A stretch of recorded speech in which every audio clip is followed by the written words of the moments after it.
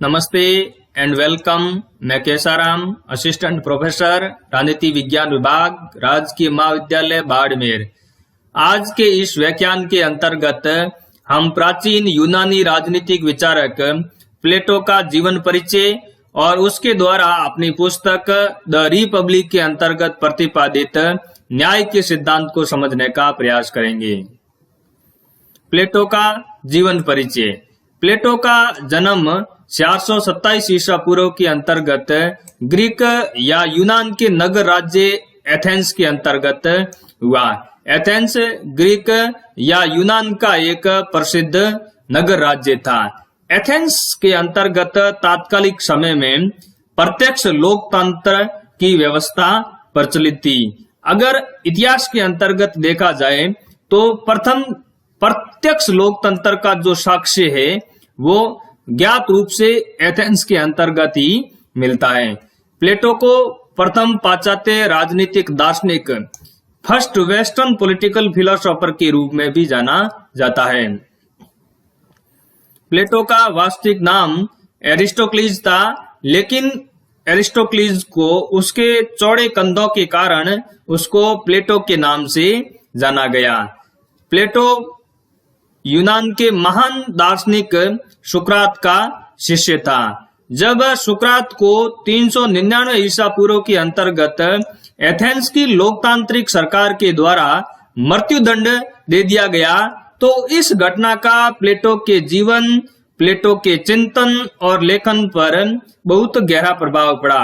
सुकरात के ऊपर एथेंस की लोकतांत्रिक सरकार ने दो आरोप लगाए कि सुकरात अपने चिंतन के माध्यम से यूनान के अंतर्गत देवताओं की आलोचना करता है और युवाओं को पथभ्रष्ट करने का कार्य करता है। तो इन दो आरोपों के आधार पर एथेंस की लोकतांत्रिक सरकार ने प्लेटो के गुरु सुकरात को मृत्युदंड की सजा सुनाई और 399 ईसा पूर्व के अंतर्गत सुकरात को मृत्युदंड दे दिया गया। इस घटना ने प्लेटो के जीवन को प्रभावित किया और प्लेटो लोकतंत्र से घृणा करने लगा। इस घटना के बाद जब प्लेटो लोकतंत्र से घृणा करने लगा और अपना स्वतंत्र चिंतन विकसित करने लगा तो हम ये देखते हैं कि प्लेटो का जो चिंतन एवं लेखन है उसके अंतर्गत सुकरात का प्रभाव स्पष्ट रूप से देखने को मिलता है। तो प्रसिद्ध विद्वान मैक्सी ये लिखता है कि प्लेटो के अंतर्गत सुकरात पुनर्जीवित हो गया। सुकरात को मृत्यु दंड देने की घटना के बाद प्लेटो लगातार 12 वर्ष तक एथेंस को छोड़कर विभिन्न स्थानों पर भ्रमण के लिए निकल गया। यह भ्रमण उसने इटली, यूनान और मिस्र के विभिन्न स्थानों पर किया और इस विदेशी भ्रमण को संपूर्ण करने के बाद 12 वर्ष बाद वापिस प्लेटो एथेंस के अंतर्गत लौटता है और एथेंस के अंतर्गत एक शैक्षणिक संस्था की स्थापना करता है 386 ईसा पूर्व के अंतर्गत, जिसका नाम वह अकादमी रखता है और यह अकादमी यूरोप का प्रथम विश्वविद्यालय के रूप में भी जाना जाता है। इस अकादमी के अंतर्गत गणित, राजनीति, कानून एवं दर्शन की शिक्षा दी जाती थी और ये कहा जाता है कि गणित पर इस अकादमी के अंतर्गत सर्वाधिक बल दिया जाता था, क्योंकि प्लेटो का ये मानना था कि दर्शन का जो निर्धारण है वो गणित के माध्यम से ही होता है। और यह कहा जाता है कि प्लेटो की इस अकादमी के प्रवेश द्वार पर एक वाक्य अंकित था कि गणित के ज्ञान के बिना यहाँ कोई प्रवेश का हकदार नहीं है। जिस व्यक्ति को गणित का ज्ञान नहीं है या जो गणित का ज्ञान रखने की आकांक्षा नहीं रखता है वो इस अकादमी के अंतर्गत प्रवेश नहीं करे। तो इस तरीके से प्लेटो का अगर हम जीवन काल देखें तो प्लेटो के समय तात्कालिक एथेंस के अंतर्गत लोकतांत्रिक व्यवस्था प्रचलित थी और इस लोकतांत्रिक शासन व्यवस्था ने प्लेटो के जो गुरु थे सुकरात, उनको मृत्युदंड की सजा दी गई। तो प्लेटो के मन को बहुत ज्यादा आघात लगा, उसके हृदय को बहुत ज्यादा आघात लगा कि किस तरीके से एक दर्शन के प्रेमी को और सत्य की खोज करने वाले व्यक्ति को लोकतांत्रिक व्यवस्था के जो अज्ञानी लोग हैं, यानी प्लेटो का ये मानना था कि लोकतांत्रिक जो शासन व्यवस्था है वो अज्ञानी लोगों के द्वारा संचालित है, इसलिए सुकरात जैसे ज्ञानवान व्यक्ति को मृत्युदंड की सजा है वो अज्ञानियों के द्वारा दी गई। तो इस घटना ने प्लेटो के जीवन को बहुत ज्यादा प्रभावित किया। दूसरी घटना अगर हम देखें प्लेटो के समय, तो एथेंस और स्पार्टा के मध्य एक युद्ध हुआ जिसे पेलोपोनेशियन वार के नाम से जाना जाता है। इस पेलोपोनेशियन वार के अंतर्गत एथेंस जो कि लोकतांत्रिक शासन व्यवस्था वाला राज्य था और स्पार्टा जो कि एक सैन्य या लड़ाकू राज्य था, इन दोनों के मध्य युद्ध हुआ और स्पार्टा ने एथेंस को हरा दिया। तो एथेंस की ओर से पावर शिफ्ट कहां हो रहा था? स्पार्टा की ओर पावर शिफ्ट हो रहा था। इस घटना ने भी प्लेटो का जो जीवन है, प्लेटो का जो चिंतन है उसको प्रभावित किया और प्लेटो को यह सोचने के लिए मजबूर कर दिया कि एथेंस की जो लोकतांत्रिक व्यवस्था है उसके अंतर्गत इतनी अस्थिरता और अराजकता क्यों है। तो पेलोपोनेशियन वार की घटना ने भी प्लेटो के जीवन को प्रभावित किया, लेकिन जो सबसे बड़ा प्रभाव प्लेटो के जीवन एवं चिंतन के ऊपर पड़ा वो था एथेंस की लोकतांत्रिक व्यवस्था के द्वारा सुकरात जैसे सत्य बोलने वाले व्यक्ति और दार्शनिक को मृत्युदंड की सजा सुनाना। प्लेटो की पुस्तकें, लगभग यह कहा जाता है कि प्लेटो की 38 पुस्तकें हैं, लेकिन इनमें से प्रामाणिक ग्रंथों की जो संख्या है वह 28 है। लेकिन राजनीतिक चिंतन की दृष्टि से जो महत्वपूर्ण ग्रंथ है वो ये 3 महत्वपूर्ण ग्रंथ है। द रिपब्लिक, जिसके अंतर्गत प्लेटो ने आइडियल स्टेट की अवधारणा दी, आदर्श राज्य की अवधारणा दी। जब हम प्लेटो की बात करते हैं तो सबसे पहले जो प्लेटो के चिंतन से संबंधित अगर किसी पुस्तक का नाम आता है तो वो है द रिपब्लिक। 2 अन्य और महत्वपूर्ण पुस्तकें हैं, द स्टेट्समैन, जिसके अंतर्गत बाद में प्लेटो ने अपने जीवन के अंतिम वर्षों में मिश्रित संविधान या राज्य का सिद्धांत विकसित करने का प्रयास किया और इसके अंतर्गत कानून की आरंभिक व्याख्या करने का भी प्रयास किया। द लॉज, इसके अंतर्गत प्लेटो ने उप आदर्श राज्य के रूप में कानून के शासन पर आधारित राज्य का अंत में समर्थन किया। जब उसे लगा कि आदर्श राज्य की स्थापना इस धरती पर संभव नहीं है तो उसने द रिपब्लिक के अंतर्गत जो आदर्श राज्य की बातें की वह स्टेट्समैन और द लॉज के अंतर्गत उसके अंतर्गत काफी कुछ बदलाव है वो देखने को मिलता है। ये प्लेटो की सारी जो पुस्तकें हैं वह एक डायलॉग स्टाइल के रूप में लिखी हुई है, संवाद शैली के रूप में लिखी हुई है। डायलॉग स्टाइल या संवाद शैली के अंतर्गत एक मुख्य वक्ता प्रश्न पूछता है, क्वेश्चन पूछता है और बाकी जो लोग हैं जिनसे प्रश्न पूछे जाते हैं वो उसका आंसर करने का प्रयास करते हैं। वापिस फिर मुख्य वक्ता है वो आंसर प्रश्न करता है, क्वेश्चन करता है और जो अन्य व्यक्ति है जिसको प्रश्न पूछा जाता है वो उत्तर देता है। तो इस तरीके से प्लेटो के सभी ग्रंथ हैं वो डायलॉग स्टाइल या संवाद शैली के अंतर्गत लिखे हुए हैं। प्लेटो की अध्ययन पद्धति, प्लेटो की अध्ययन पद्धति निगमनात्मक पद्धति या डिडक्टिव मेथड्स के रूप में जानी जाती है। निगमनात्मक पद्धति या डिडक्टिव मेथड्स क्या है?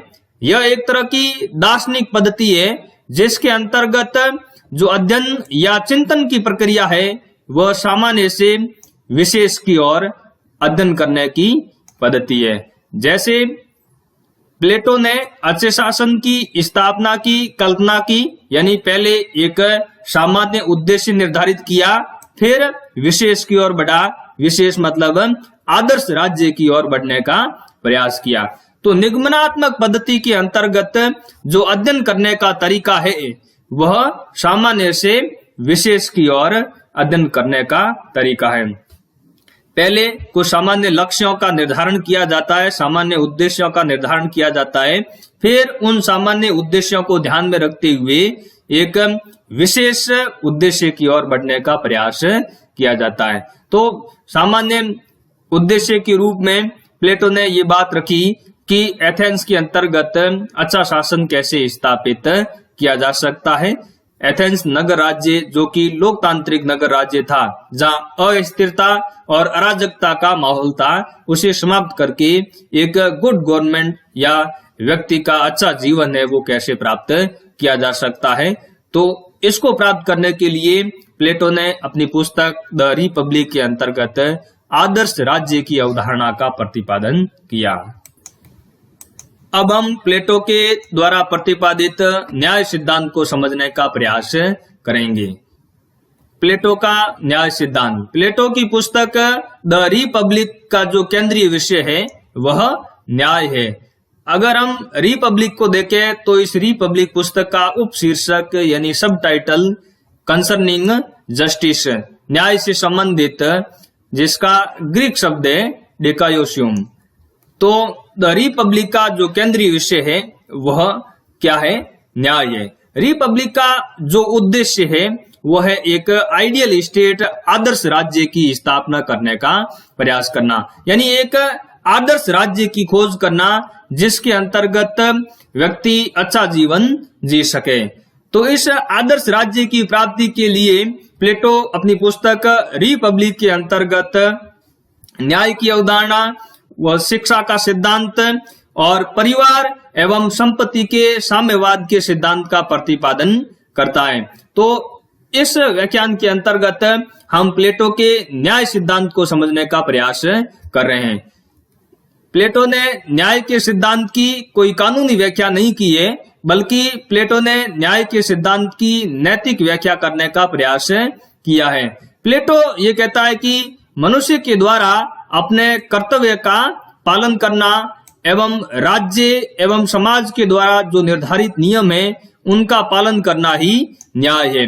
प्लेटो ये कहता है कि मनुष्य के कुछ प्रधान लक्षण होते हैं, मुख्य लक्षण होते हैं, और उन प्रधान लक्षणों को ध्यान में रखते हुए अगर व्यक्ति अपने कर्तव्य का पालन करे, राज्य या समाज के द्वारा निर्धारित नियमों का पालन करे और दूसरे व्यक्ति के कार्यों के अंतर्गत हस्तक्षेप नहीं करे, तो यही क्या कहलाता है? यही न्याय कहलाता है। तो इस तरीके से प्लेटो का जो न्याय का सिद्धांत है वह कोई कानूनी न्याय का सिद्धांत नहीं है, जिसके अंतर्गत किसी प्रकार के दंड की कोई बात नहीं की गई है, वस्तुओं के वितरण की कोई बात नहीं की गई है, किसी प्रकार के कोई कानूनी अधिकारों की बात नहीं की गई है, बल्कि व्यक्ति के कर्तव्यों की बात की गई है। लेकिन प्लेटो जब अपनी पुस्तक द रिपब्लिक के अंतर्गत न्याय का सिद्धांत का प्रतिपादन करता है तो उससे पहले तात्कालीन समय के अंतर्गत न्याय के जो प्रचलित सिद्धांत है उन न्याय के प्रचलित सिद्धांतों का पहले खंडन करता है और प्रचलित न्याय के सिद्धांतों का खंडन करने के बाद अपनी पुस्तक द रिपब्लिक के अंतर्गत प्लेटो स्वयं की न्याय की अवधारणा का प्रतिपादन करता है। तो पहले हम यह समझने का प्रयास करेंगे कि तात्कालिक समय के अंतर्गत प्लेटो के समय में किस प्रकार के न्याय के सिद्धांत है वो प्रचलित थे। अगर हम द रिपब्लिक को देखें तो रिपब्लिक है यह डायलॉग स्टाइल के अंतर्गत लिखी हुई है, यानी इसके अंतर्गत प्लेटो मुख्य वक्ता के रूप में सुकरात को लेता है और सुकरात के माध्यम से ही क्वेश्चन पूछवाने का प्रयास करता है। तो द रिपब्लिक के अंतर्गत सुकरात के माध्यम से ही प्लेटो प्रश्न है वो पूछने का प्रयास करता है, फिर विभिन्न विद्वान है उसका उत्तर देने का प्रयास करता है। तो अगर हम प्रचलित सिद्धांतों को देखें तो उस कड़ी में जो न्याय का पहला सिद्धांत था वह था न्याय का परंपरावादी सिद्धांत, ट्रेडिशनल थ्योरी ऑफ जस्टिस। सबसे पहले प्लेटो सेफालस से क्वेश्चन पूछता है, यानी सुकरात के माध्यम से क्वेश्चन पूछवाने का प्रयास करता है। सुकरात पूछता है कि न्याय क्या है, तब सेफालस उत्तर देता है कि अपने भाषण एवं कार्यों में सत्य बोलना और देवताओं और मनुष्य के प्रति ऋण चुकाना ही न्याय है। तो सेफालस क्या कहता है? सेफालस ये कहता है कि जो व्यक्ति अपना भाषण दे और जो कार्य करे उसके अंतर्गत उस व्यक्ति को सत्य होना चाहिए, सत्य बोलना चाहिए। और दूसरा वो कहता है कि मनुष्य को देवताओं के प्रति और मनुष्यों के प्रति जो उसका ऋण है, जो उसने उधार लिया है, उसको चुकाना ही न्याय है। तो सुकरात सेफालस की इस परिभाषा का खंडन कर देता है। यह कहता है कि यह परिभाषा है वो दोषपूर्ण है। दोनों कार्य परिस्थितियों के अनुसार न्याय एवं अन्यायपूर्ण हो सकते हैं। तो सुकरात इस परिभाषा को इस तरीके से खंडित करता है कि सत्य बोलना और ऋण चुकाना ये अलग अलग परिस्थितियों के अनुसार न्याय और अन्याय दोनों की श्रेणी के अंतर्गत आ सकता है। यहाँ पर सुकरात ये उदाहरण देता है कि जैसे एक स्वस्थ व्यक्ति से किसी अन्य व्यक्ति ने मान लो अस्त्र शस्त्र प्राप्त कर लिया, लेकिन बाद में ये पता चलता है कि यह व्यक्ति है वो पागल हो गया है, तो क्या उस व्यक्ति को वापस उसके अस्त्र शस्त्र लौटाना न्यायोचित हो सकता है? तो सुकरात कहता है कि बिल्कुल न्यायोचित नहीं हो सकता, क्योंकि अगर पागल व्यक्ति को वापस अस्त्र शस्त्र लौटा दिए जाएंगे तो हो सकता है कि वह व्यक्ति अपने आप को उन अस्त्र शस्त्रों से नुकसान पहुंचा दे, या फिर वो किसी दूसरे व्यक्ति को भी उन अस्त्र शस्त्रों के माध्यम से नुकसान पहुंचा सकता है। तो एक पागल व्यक्ति को वापस उसके हथियार लौटाना कतई न्यायोचित नहीं कहा जा सकता। तो इस तरीके से सेफालस ने जो न्याय की परिभाषा दी, उस न्याय की परिभाषा को प्लेटो सुकरात के माध्यम से इस परिभाषा को खंडित करवाने का प्रयास करता है।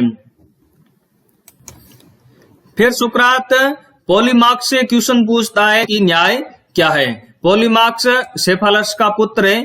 सुकरात पॉलीमार्क्स से ये कहता है कि सेफालस जब न्याय की परिभाषा सही नहीं बता पाए तो पॉलीमार्क्स आप बताएं कि न्याय की परिभाषा क्या होनी चाहिए। तो पॉलीमार्क्स वापस आंसर देता है कि मित्र के साथ मित्रता का व्यवहार करना और दुश्मन के साथ दुश्मन का व्यवहार करना ही न्याय है।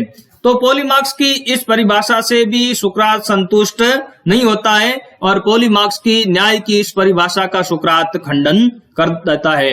सुकरात ये कहता है कि यह परिभाषा भी अपने आप में दोषपूर्ण परिभाषा है, क्योंकि दुश्मन एवं मित्र की पहचान करना इतना आसान नहीं है। जिस व्यक्ति को हम अपना मित्र समझते हैं, हो सकता है कि वो आंतरिक रूप से हमारा दुश्मन हो, और जिस व्यक्ति को हम दुश्मन समझे, हो सकता है कि वो व्यक्ति हमारे समक्ष अपना मित्रता का भाव रखता हो। तो दुश्मन एवं मित्र की जो पहचान करना इतना आसान नहीं है। दूसरी बात सुकरात ये कहता है कि दुश्मन का अहित करना, दुश्मन को नुकसान पहुंचाकर उसको नीचा गिराना कभी भी न्यायपूर्ण नहीं कहा जा सकता। तो इस तरीके से सुकरात पॉलीमार्क्स के द्वारा न्याय की जो परिभाषा दी जाती है, उस न्याय की परिभाषा को भी सुकरात खंडन कर देता है। दूसरा जो न्याय का प्रचलित सिद्धांत था वह था न्याय का उग्रवादी सिद्धांत, रेडिकल थ्योरी ऑफ जस्टिस। इसके अंतर्गत थ्रेसिमैक्स की न्याय की परिभाषा को रखा जाता है। सुकरात फिर थ्रेसिमैक्स से क्वेश्चन पूछता है कि थ्रेसिमैक्स साहब आप बताएं कि न्याय की परिभाषा क्या हो। तब थ्रेसिमैक्स ये कहता है कि शक्तिशाली का हित ही न्याय है और अन्याय वो न्याय से श्रेष्ठ है, क्योंकि शक्ति और न्याय इन दोनों के बीच में थ्रेसिमैक्स कहता है कि कोई अंतर नहीं है। न्याय है वो शक्ति का ही पर्यायवाची है। तो इस तरीके से थ्रेसिमैक्स कहता है कि शक्तिशाली का हित ही न्याय है, अन्याय न्याय से श्रेष्ठ है, शक्ति ही न्याय है। शक्तिशाली व्यक्ति अपने हितों की प्राप्ति के लिए जो नियम एवं व्यवस्था बनाता है वही न्यायपूर्ण है, क्योंकि थ्रेसिमैक्स ये कहता है कि नियम किसके द्वारा बनाए जाते हैं, व्यवस्था का निर्माण किसके द्वारा किया जाता है, हमेशा शक्तिशाली व्यक्तियों के द्वारा ही किया जाता है और शक्तिशाली व्यक्ति अपने द्वारा बनाए गए नियमों और व्यवस्था के माध्यम से अपनी बात दूसरे लोगों से मनवाने का प्रयास करते हैं ताकि उन शक्तिशाली लोगों का अपना स्वार्थ है वो पूरा हो सके। लेकिन सुकरात इस परिभाषा से संतुष्ट नहीं हो पाता और सुकरात थ्रेसिमैक्स की द्वारा प्रतिपादित इस न्याय की जो सिद्धांत है, न्याय की जो व्याख्या है, उसका खंडन करते हुए उसकी आलोचना करता है। सुकरात ये कहता है कि अन्याय कभी भी न्याय से श्रेष्ठ नहीं हो सकता। दूसरी बात, शासन करना एक कला है, न कि स्वार्थों की पूर्ति करना। सुकरात कहता है कि शासन का संचालन करना एक प्रकार की कला है, शासन करना कभी भी स्वार्थों की पूर्ति करने के रूप में नहीं माना जा सकता। तीसरी बात यह कहता है सुकरात कि आदर्श जो शासन है, जो गुड गवर्नमेंट है, उसका लक्ष्य है जनता का हित करना होता है, अपने स्वार्थों की पूर्ति करना नहीं होता है। तो इस तरीके से थ्रेसिमैक्स के द्वारा जो न्याय की परिभाषा दी जाती है, प्लेटो अपनी पुस्तक द रिपब्लिक के अंतर्गत उसको सुकरात के माध्यम से उसका खंडन करवा देता है। तीसरी जो न्याय का प्रचलित सिद्धांत था वह था न्याय का व्यवहारवादी सिद्धांत, प्रेग्मेटिक थ्योरी ऑफ जस्टिस। इसके अंतर्गत ग्लूकोन को रखा जाता है। सुकरात ग्लूकोन को क्वेश्चन पूछता है कि आप बताएं न्याय की परिभाषा क्या है। तब ग्लूकोन ये कहता है कि न्याय एक कृत्रिम वस्तु है, यह समझौते की उपज है। न्याय शक्तिशालियों का नहीं बल्कि दुर्बल व्यक्तियों का हित है। न्याय भय की संतान है, दुर्बल व्यक्तियों की आवश्यकता है। तो ग्लूकोन क्या कहता है? ग्लूकोन कहता है कि न्याय कोई प्राकृतिक व्यवस्था नहीं है, बल्कि न्याय है वो कृत्रिम रूप से निर्मित वस्तु है। इसका निर्माण है वो समझौते के माध्यम से होता है। ग्लूकोन ये कहता है कि न्याय शक्तिशालियों का नहीं बल्कि निर्बल व्यक्तियों का हित है। न्याय के माध्यम से शक्तिशाली व्यक्तियों का हित नहीं होता बल्कि हित किसका होता है?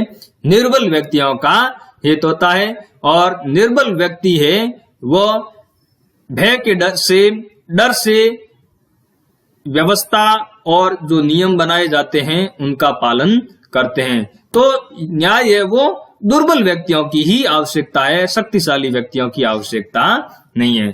तो इस तरीके से ग्लूकोन क्या कहता है? ग्लूकोन कहता है कि न्याय की उत्पत्ति का जो आधार है वो क्या है? शक्तिशाली व्यक्तियों के अन्याय से दुर्बल व्यक्तियों की रक्षा करना।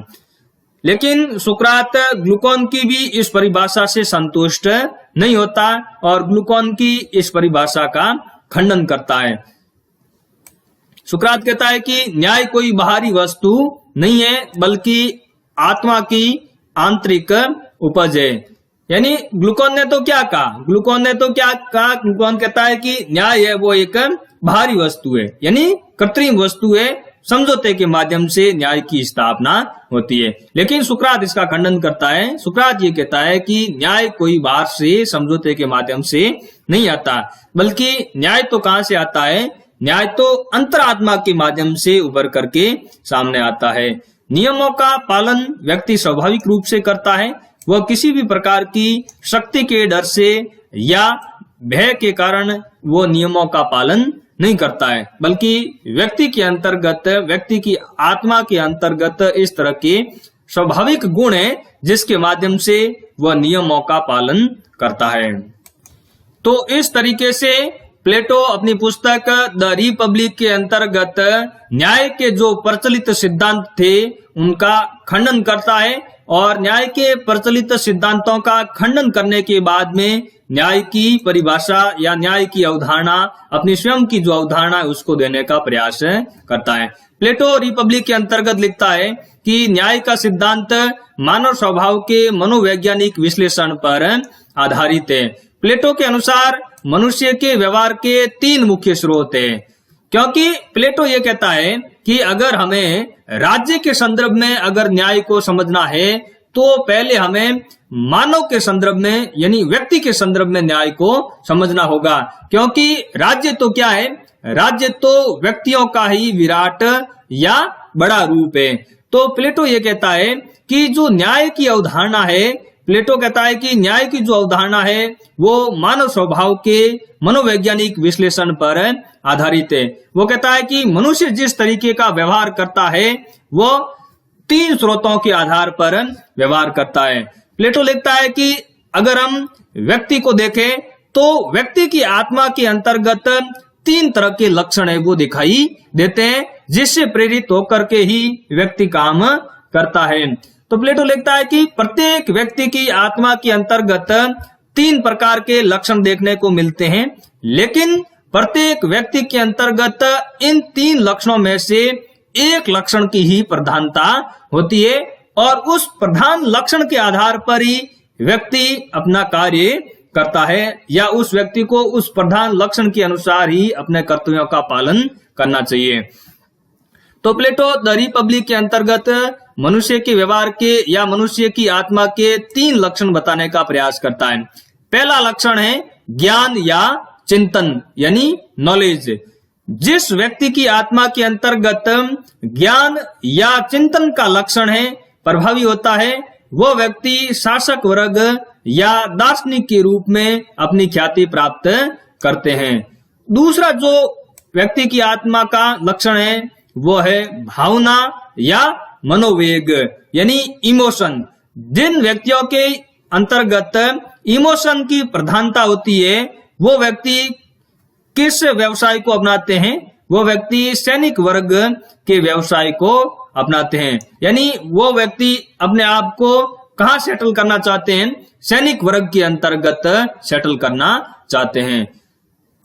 ये क्या करते हैं सैनिक वर्ग के लोग, ये दूसरों की या समाज की रक्षा करने का प्रयास करते हैं। यानी भावना या जो मनोवेग का लक्षण है जिस व्यक्ति के अंतर्गत वो व्यक्ति सैनिक वर्ग का व्यवसाय अपनाने के लिए उत्साहित रहता है और हमेशा वो इस बात के लिए उत्साहित रहता है कि वो दूसरों की रक्षा करे या समाज की रक्षा करे। जिस व्यक्ति के अंतर्गत ये तीसरा लक्षण तृष्णा या लालसा, जिसके अंतर्गत तृष्णा, लालसा या वासना की प्रधानता होती है, वो व्यक्ति उद्योग व्यापार को अपनाते हैं, वो उत्पादन का व्यवसाय करने की ओर प्रेरित होते हैं।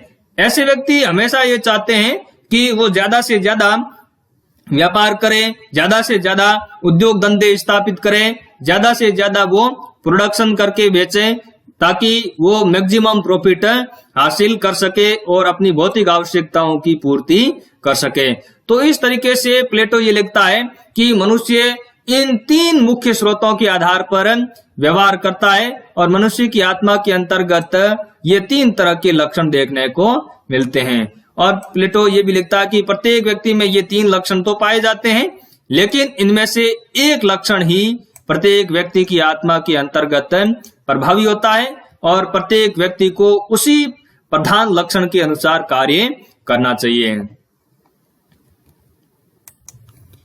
इस प्रकार प्लेटो अपनी पुस्तक द रिपब्लिक के अंतर्गत इन 3 प्रधान लक्षणों के आधार पर, व्यक्ति की आत्मा के इन 3 लक्षणों के आधार पर वो राज्य या समाज को 3 सामाजिक वर्गों के आधार पर विभाजित कर देता है।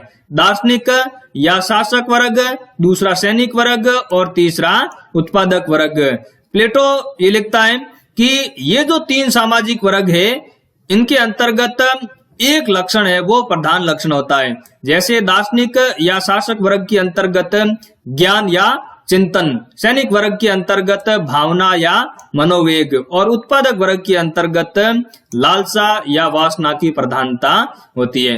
प्लेटो रिपब्लिक के अंतर्गत ये लिखता है कि इन व्यक्तियों को जिसके अंतर्गत ज्ञान की प्रधानता होती है उसका उपयुक्त सद्गुण क्या है, उसका उपयुक्त सद्गुण है विवेक या बुद्धि। यानी जिसके अंतर्गत ज्ञान की प्रधानता हो उसको किस तरह का सद्गुण विकसित करना चाहिए, विवेक या बुद्धि का सद्गुण है वो विकसित करना चाहिए। जिसके अंतर्गत भावना की प्रधानता होती है उसको जो अपना उपयुक्त सद्गुण है वो क्या है, वो है साहस।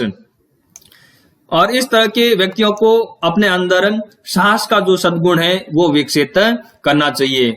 और जिस व्यक्ति के अंतर्गत तृष्णा या लालसा की प्रधानता होती है उस व्यक्ति के लिए उपयुक्त सद्गुण संयम है, यानी अपने ऊपर कंट्रोल रखना। तो उत्पादक वर्ग का जो प्रधान लक्षण है वह लालसा है, और प्लेटो कहता है कि उत्पादक वर्ग को हमेशा सेल्फ कंट्रोल या आत्म संयमित होकर के कार्य करना चाहिए। तो इस तरीके से प्लेटो ये लिखता है कि अगर समाज के अंतर्गत इन तीनों सामाजिक वर्गों के लिए प्रधान लक्षण निर्धारित हो गया है, और इन प्रधान लक्षणों के आधार पर जब उपयुक्त सद्गुण का निर्धारण हो जाता है, तो राज्य के लिए या समाज के लिए जो सद्गुण है उपयुक्त, वो निर्धारित करना आसान हो जाता है। क्यों? क्योंकि जो राज्य है वो तो व्यक्ति का ही बड़ा रूप है। तो जब इन तीन सामाजिक वर्गों के लिए उपयुक्त सद्गुण का निर्धारण हो जाता है, तब प्लेटो लिखता है कि राज्य या समाज के लिए जो उपयुक्त सद्गुण है वो फिर क्या है? चौथा सद्गुण न्याय है। प्लेटो कहता है कि व्यक्ति और राज्य के मध्य इस तरीके से अटूट संबंध है। व्यक्ति के लिए उपयुक्त सद्गुण का निर्धारण कर लिया जाए तो राज्य के लिए उपयुक्त सद्गुण का निर्धारण करना आसान हो जाएगा। क्यों? क्योंकि राज्य व्यक्ति का ही विराट या वृहद रूप है। तो इस तरीके से प्लेटो ये कहता है रिपब्लिक के अंतर्गत कि अगर हमें राज्य के संदर्भ में न्याय की अवधारणा को समझना है, अगर हमें राज्य को समझना है, तो हमें व्यक्ति की जो प्रकृति है, व्यक्ति का जो स्वभाव है, उसको समझने की आवश्यकता है। प्लेटो न्याय को दो भागों के अंतर्गत विभाजित करता है, हालांकि दोनों के मध्य कोई बहुत बड़ा अंतर नहीं है। पहला, व्यक्तिगत दृष्टि से न्याय क्या हो सकता है, तो प्लेटो इसका उत्तर देता है। प्लेटो लिखता है कि प्रत्येक व्यक्ति की आत्मा के अंतर्गत ये जो तीनों गुण हैं, इन तीनों गुणों के मध्य सामंजस्य स्थापित करना ही क्या है? न्याय है। तीन गुण कौन से हैं? ज्ञान, दूसरा मनोवेग या भावनाएं, और तीसरा लालसा। ये जो तीन प्रधान लक्षण है, और इन तीन प्रधान लक्षणों के आधार पर तीन ही सद्गुण का विकास होता है, विवेक, साहस और आत्म संयम। तो ये जो तीन गुण है, विवेक, साहस और आत्म संयम, इन तीनों के मध्य सामंजस्य स्थापित करना ही व्यक्तिगत दृष्टि से प्लेटो के अनुसार न्याय है। और प्रत्येक व्यक्ति को किससे संचालित होना चाहिए? विवेक से संचालित होना चाहिए। सामाजिक दृष्टि से न्याय, प्लेटो कहता है कि प्रत्येक व्यक्ति के अंतर्गत जो प्रधान लक्षण है, उन प्रधान लक्षण के अनुसार ही कर्तव्यों का पालन करना न्याय है। क्योंकि प्रत्येक व्यक्ति के अंतर्गत जो प्रधान लक्षण है, जैसे शासक वर्ग के अंतर्गत प्रधान लक्षण ज्ञान है, सैनिक वर्ग के अंतर्गत प्रधान लक्षण भावना या इमोशन है, और उत्पादक वर्ग के अंतर्गत जो प्रधान लक्षण है वो लालसा है। तो इन तीनों प्रधान लक्षणों के आधार पर जिस व्यक्ति के अंतर्गत जो भी प्रधान लक्षण हो, उसके अनुसार प्रत्येक व्यक्ति को अपने कर्तव्य का पालन करना चाहिए, और दूसरे व्यक्तियों के अंतर्गत कार्यों के अंतर्गत हस्तक्षेप नहीं करना ही न्याय है। तो इस तरीके से प्लेटो फाइनली न्याय की जो परिभाषा देता है वह यह है कि प्रत्येक व्यक्ति को अपने अपने प्रधान लक्षण के आधार पर कर्तव्यों का पालन करना चाहिए, और दूसरे व्यक्तियों के कार्यों के अंतर्गत हस्तक्षेप नहीं करना चाहिए। अगर प्रत्येक व्यक्ति इस तरह का काम करेगा तो व्यक्तिगत स्तर पर न्याय स्थापित हो जाएगा, और बाद में राज्य के स्तर पर अपने आप न्याय स्थापित हो जाएगा, क्योंकि राज्य तो व्यक्ति का ही विराट रूप है। तो इस तरीके से प्लेटो के न्याय सिद्धांत की अगर हम विशेषता देखें, तो प्लेटो का जो न्याय सिद्धांत है वो आदर्श राज्य का प्रमुख आधार है। आदर्श राज्य की जो स्थापना है, आदर्श राज्य की जो प्राप्ति है प्लेटो के रिपब्लिक के अंतर्गत, वो न्याय के माध्यम से ही प्राप्त हो सकती है। दूसरी विशेषता, न्याय व्यक्ति की आत्मा की आंतरिक अभिव्यक्ति है। प्लेटो लिखता है कि न्याय कोई बाहरी वस्तु नहीं है, बल्कि यह तो कहाँ निवास करती है? व्यक्ति की आत्मा के अंतर्गत ही निवास करती है। तीसरा, अहस्तक्षेप के सिद्धांत पर आधारित। यानी प्रत्येक व्यक्ति को अपने प्रधान लक्षण के आधार पर सद्गुण का विकास करना चाहिए और अपने अपने प्रधान लक्षण के अनुसार ही कार्य करना चाहिए और दूसरे के कार्यों के अंतर्गत हस्तक्षेप नहीं करना चाहिए। चौथी जो विशेषता है वह है कार्य विशिष्टीकरण पर आधारित न्याय का सिद्धांत। क्योंकि प्लेटो का जो न्याय का सिद्धांत है वो कार्य की विशिष्टता पर आधारित है। जिस व्यक्ति के अंतर्गत जो लक्षण प्रधान है, जिस लक्षण की प्रधानता है, उस व्यक्ति को वही कार्य करना चाहिए। तो अगर जिस व्यक्ति के अंतर्गत जो लक्षण प्रधान होगा उसके अनुसार अगर वह कार्य करेगा तो उसका जो कार्य करने का जो तरीका है उसके अंतर्गत दक्षता आएगी। तो प्लेटो कहता है कि शासन का जो संचालन है वो हमेशा ज्ञानी लोगों के द्वारा ही किया जाना चाहिए, क्योंकि ज्ञानवान जो व्यक्ति होगा, जो व्यक्ति दर्शन के अंतर्गत पारंगत होगा, वो आदर्श राज्य का संचालन है वो बहुत अच्छी तरीके से कर सकेगा और जनता की भलाई के लिए हमेशा कार्य करेगा। वो कभी भी अपने स्वार्थ के लिए कार्य नहीं करेगा। और प्लेटो के इस न्याय के सिद्धांत को माइकल फोस्टर है वो आर्किटेक्टोनिक थ्योरी ऑफ जस्टिस के रूप में भी जानता है। माइकल फोस्टर कहता है कि प्लेटो का ये जो न्याय का सिद्धांत है वो आर्किटेक्टोनिक थ्योरी ऑफ जस्टिस है, क्योंकि इसके अंतर्गत कार्यों की विशिष्टता के ऊपर बल दिया गया है। ये क्वेश्चन पिछले साल की जो एग्जाम हुआ कॉलेज व्याख्याता का उसके अंतर्गत पूछा था कि प्लेटो के न्याय सिद्धांत को आर्किटेक्टोनिक थ्योरी ऑफ जस्टिस के रूप में किसने पुकारा है, तो उसका आंसर क्या है? उसका आंसर है माइकल फोस्टर। अगली विशेषता न्याय के सिद्धांत की दार्शनिक राजाओं का शासन। प्लेटो का जो न्याय संगत राज्य है उसके अंतर्गत शासन व्यवस्था का संचालन किसके द्वारा किया जाएगा?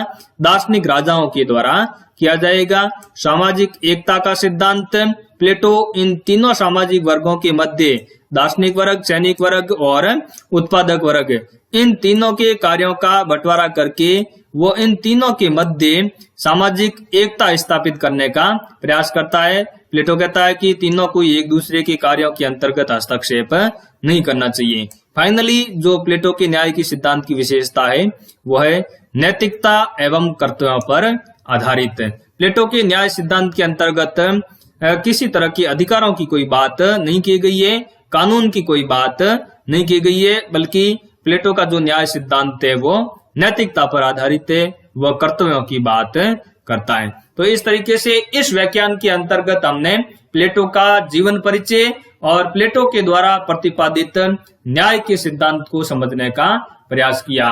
उम्मीद करता हूं कि प्लेटो का जो न्याय सिद्धांत है वो आपको समझ में आया होगा। धन्यवाद।